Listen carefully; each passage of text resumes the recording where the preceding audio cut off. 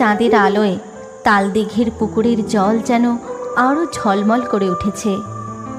গভীর রাত, চারিদিক নিস্তব্ধ, শোনা যাচ্ছে শুধু ঝিঝি পোকার ডাক, আর সাথে সাথে ধূপধাপ করে তাল পড়ার শব্দ।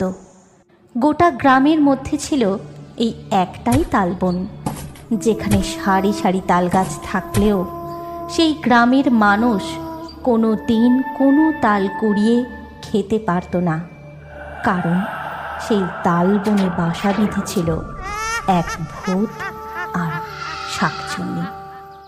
কেউ যদি ভুল করেও সেই তালতলায় একবার যেত, সে আর বেঁচে বাড়ি ফিরতে পারত না। তার মাথায় তাল ফেলে তার ঘাড় মোটকে খেত এই ভূত আর শাকচুন্নি। তাই গ্রামের মানুষ তাল খাওয়া